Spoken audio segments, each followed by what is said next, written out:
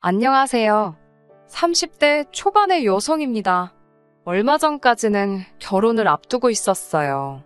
결혼을 약속했던 남자친구와는 지금은 남남이 되어버렸습니다. 결혼을 장사로 생각하려던 것도 모자라 아들 장가 보내는 걸 핑계로 어떻게 한몫 챙겨보려던 남자친구 어머니에게 질려서 그렇게 되었네요. 자랑할 만한 일은 아니지만 그래도 어디 말하지도 못할 일이라서 쉬쉬하고 있다가 이렇게 제 속이나마 조금 후련해보고자 이렇게 사연을 적게 되었습니다. 저와 남자친구는 술자리에서 만났습니다. 모처럼 친한 여자친구들하고 모였던 자리인데 우연히 남자친구 테이블과 합석을 하게 되었어요. 저는 그런 자리를 좋아하지 않는데 다른 친구들이 원하니 어쩔 수가 없었네요. 그러다 남자친구와 바로 옆에 앉게 되었고 몇 마디 이야기를 나누게 되었는데 생각보다 말이 너무 잘 통하는 거예요. 어느덧 시간은 늦어 집에 가야 할 시간이었고 남자친구가 다시 한번 만나고 싶다면서 제 연락처를 물어보더군요. 저도 술이 어느 정도 오른 탓에 제 연락처를 주긴 했지만 진짜 연락이 올 거라곤 생각지 못했습니다. 하지만 이튿날 남자친구가 저에게 잘 들어갔냐며 연락을 해왔고 그 일을 계기로 저희는 2주 동안 5번이나 더 만났어요. 대화도 잘 통하고 취향도 비슷해서인지 금방 사귀는 사이가 되었습니다. 남자친구와 사귀고 1년 정도 지나자 남자친구는 저를 자기 가족에게 소개시키고 싶어 했습니다. 하지만 저는 결혼에 대한 확신 없이 굳이 가족까지는 만날 필요가 없다고 생각했어요. 이유가 어떻든 사람끼리 만나면 정이 들기 마련인데 제가 남자친구랑 헤어지기라도 하면 마음 아프니까요. 그렇게 1년이란 시간이 더 흐르고 제 생일이었습니다. 남자친구가 저에게 프로포즈를 해왔어요.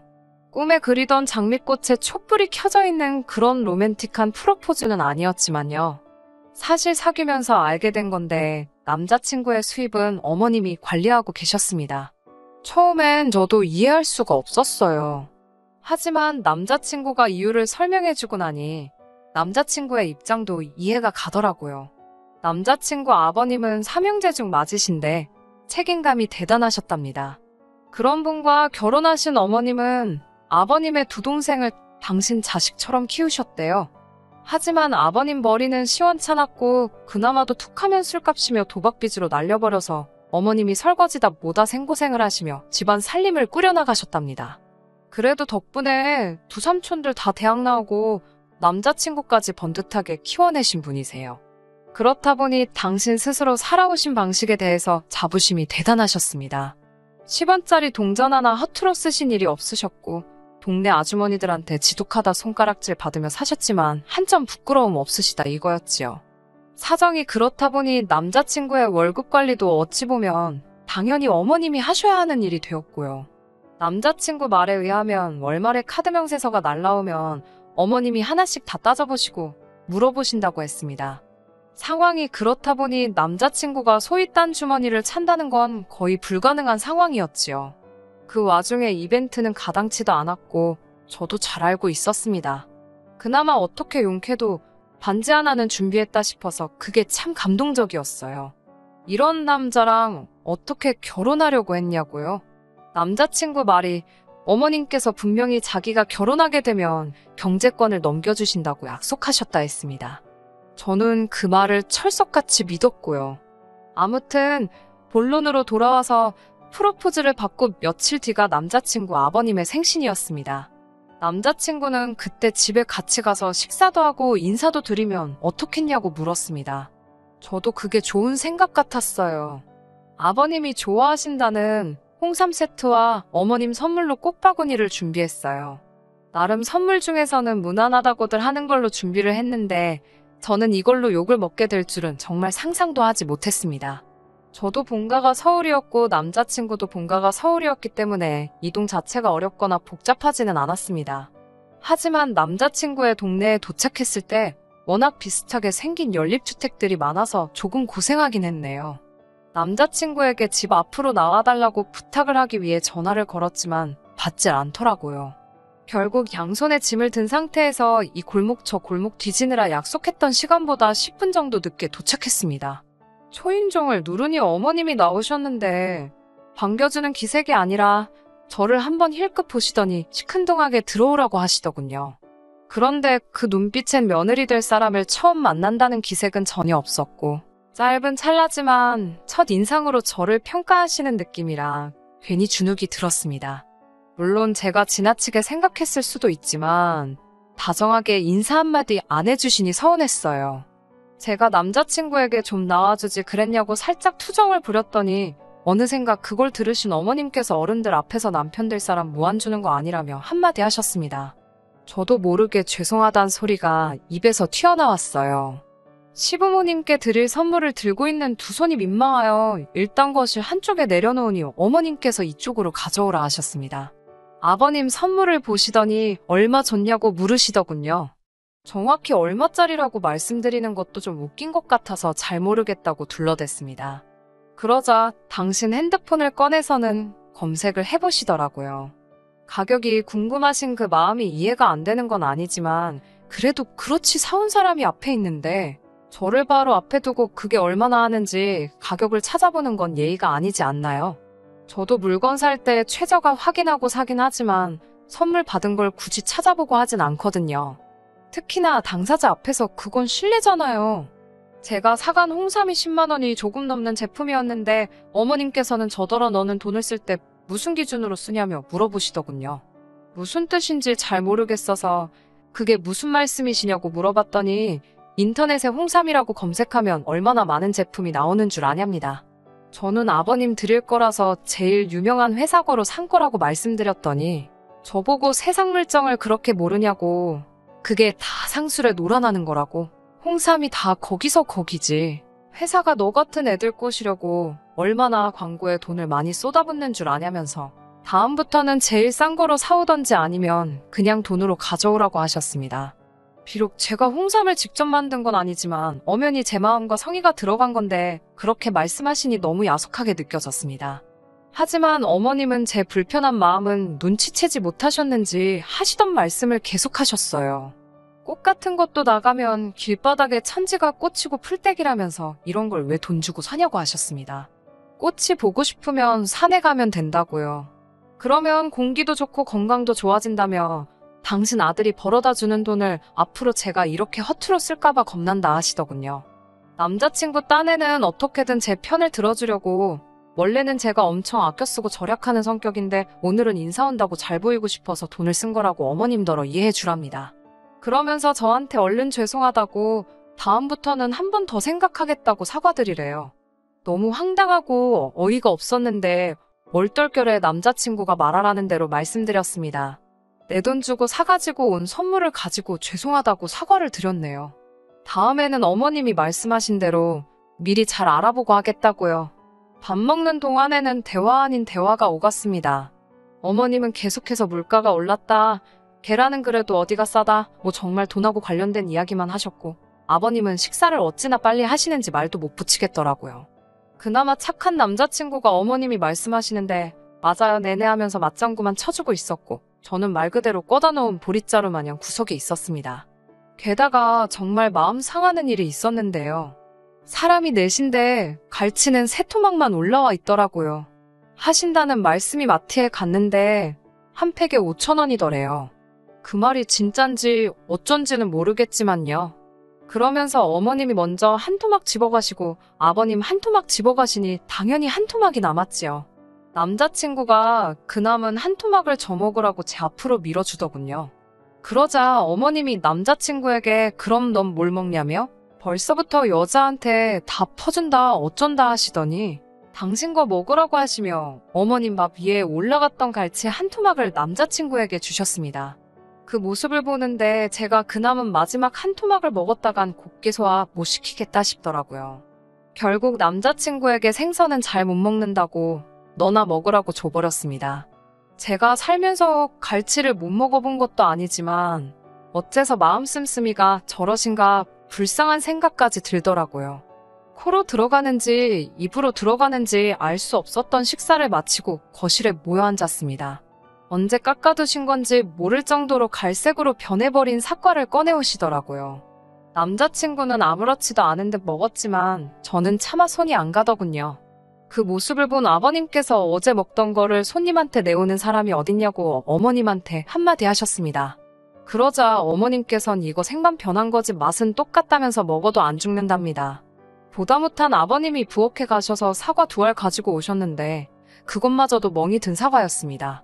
그제서야 이게 어머님 원래 생활 방식이라는 생각이 들더라고요.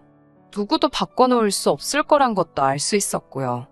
다른 사람들은 예비 시댁에 인사를 드리러 갈 때 어떤 마음가짐으로 가는지 모르겠지만 저는 저만 평가받으러 가는 자리라고 생각하지 않았어요. 예비 시부모님도 당신들의 기준을 가지고 저를 평가하시겠지만 저도 제 나름의 기준으로 그분들이 어떤 분들인지 파악하러 가는 자리라고 생각했습니다. 그런 의미에서 오늘 만난 남자친구의 부모님은 어려운 분들이셨어요. 그나마 아버님은 어머님의 기세에 눌려서 그렇지 별나신 분은 아니신 것 같았어요. 문제는 어머님이셨지요. 사간 선물 가격 따지시는 것도 그렇고 음식 가지고 야박하게 구시는 것도 그렇고 별거 아닌 것 같으면서도 괜히 신경 쓰이더라고요. 결혼 전부터도 이 모양인데 결혼하고 난 뒤에는 제가 어떤 대접을 받게 될지 안 봐도 눈에 선하더라고요. 고민 끝에 어머니께 말씀드렸습니다. 참고로 저희 어머니는 주변 사람들에게 퍼주는 걸 워낙 좋아하시는 분이세요. 맛있는 음식이 있으면 친구분들 집에 직접 가져다 주시고 시골에서 할머니가 상추나 호박 같은 거 보내주시면 이웃들하고 나눠 드시고요. 연말에는 복지관에 케이크도 몇 개씩 사다가 보내시는 그런 분이십니다. 어머니께서는 오늘 있었던 일을 들으시곤 크게 충격을 받으신 눈치였어요. 절대로 저희 어머니처럼 사는 게 옳고 남자친구 어머님처럼 사는 게 그르다는 건 아니에요. 평생을 남으로 지내온 집안인데 각자 살아온 방법이 있을 테고 그 방법에 정석이라거나 우선순위가 있다고 생각하지는 않습니다. 하지만 저희 집이나 남자친구 집안의 분위기가 서로 판이하게 다르다는 건 사실이었잖아요. 저희 어머니께서도 곰곰이 생각하시다가 저에게 아무래도 이 결혼을 하게 되면 제가 마음고생을 많이 하게 될 것 같은데 그래도 하고 싶냐고 물으셨습니다.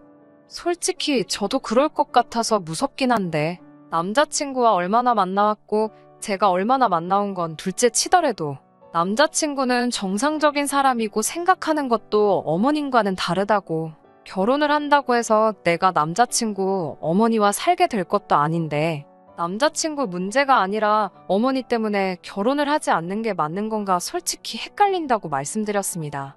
그러자 어머니께서 그럼 상견례부터 먼저 진행해 보는 게 어떻겠냐고 엄마 대 엄마로 만나보고 서로 조율할 수 있는 게 있다면 다시 이야기해보는 게 방법이 아니겠냐며 저를 달래주셨습니다. 그렇게 상견례 자리까지 갖게 되었습니다. 남자친구 말이 부모님이 차가 없으시니 집에서 가까운 쪽에 자리를 잡기를 원하신다고 하는데 그래봤자 양가가 다 서울인데 서울만큼 대중교통이 잘 되어 있는 곳이 또 어디 있다고 뭐하러 남자친구 부모님 편의만 받으리냐 하는 생각이 들었어요. 아마 오기가 생겨서 더 그랬을 거예요.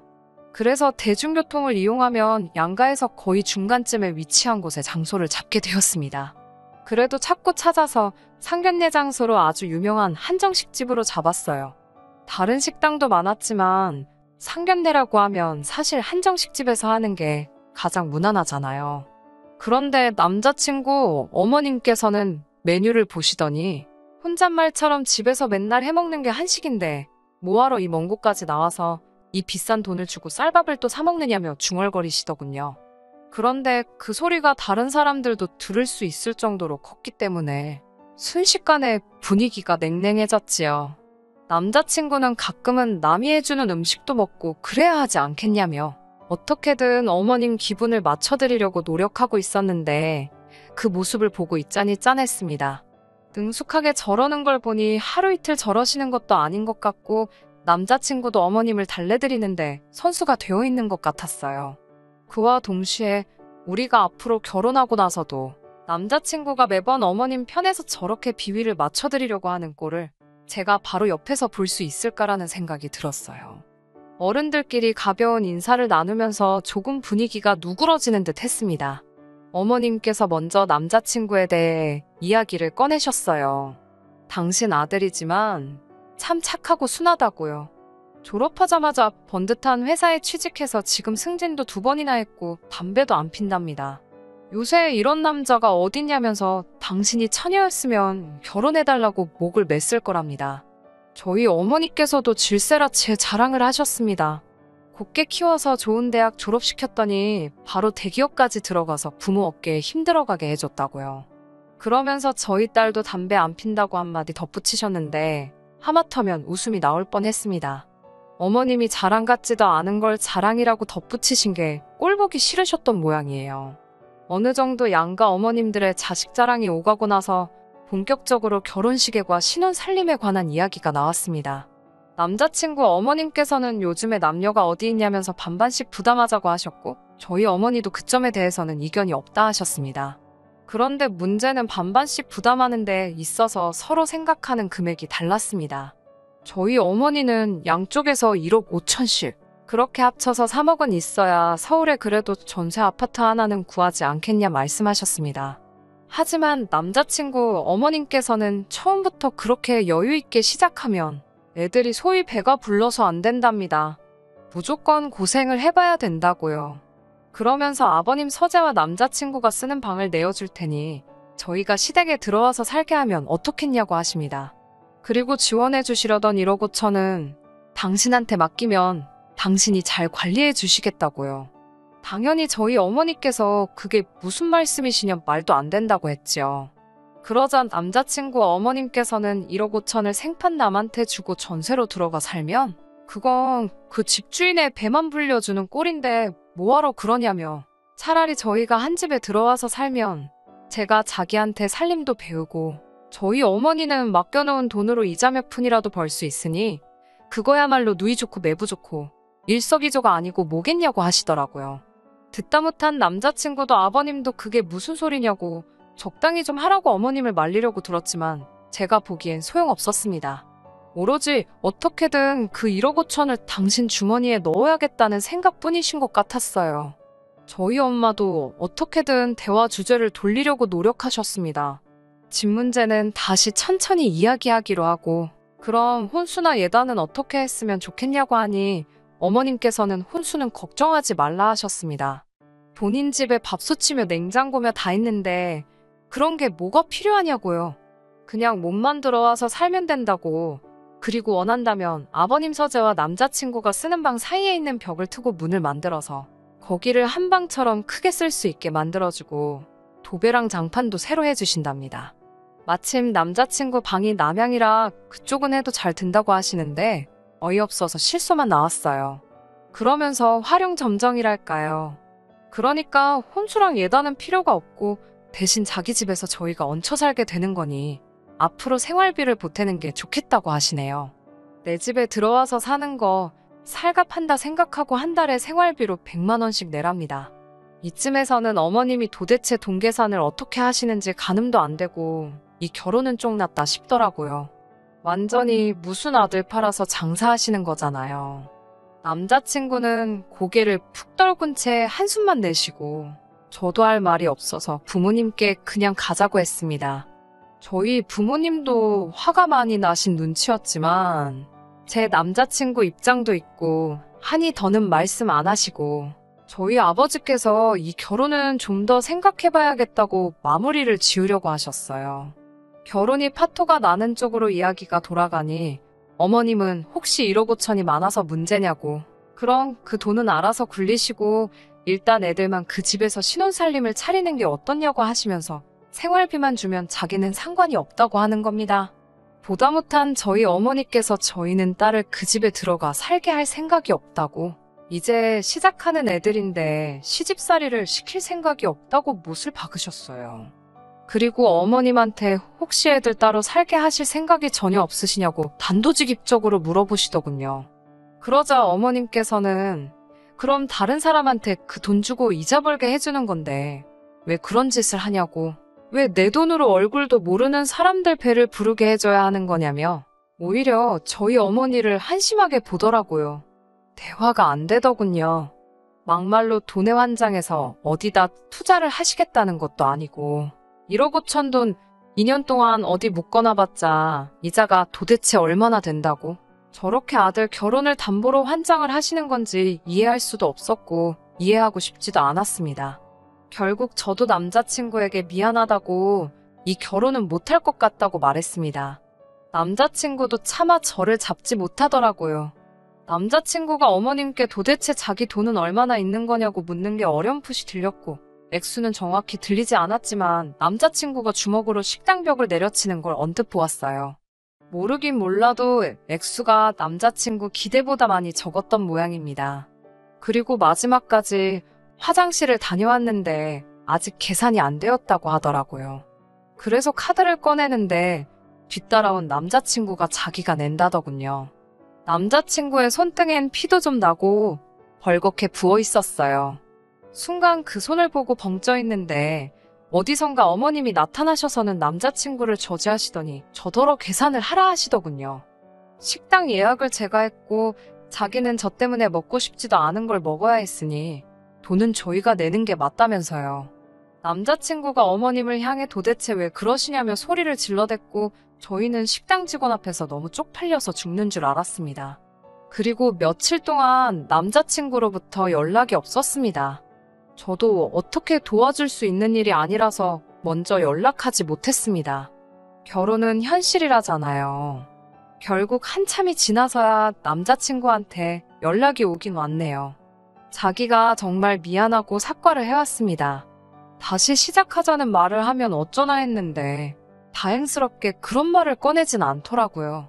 그날 어머님하고 무슨 말을 했길래 그렇게 화가 나 있던 거냐 물어봤더니 여지껏 남자친구 돈을 관리해준다며 가져가셨던 돈이 얼마인지 물었는데 그 돈이 4천만 원밖에 없다고 하시더래요.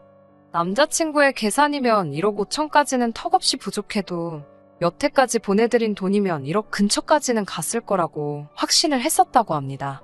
그런데 막상 물어보니 남자친구의 예상보다 반도 안 되는 터무니없는 금액이었던 거예요.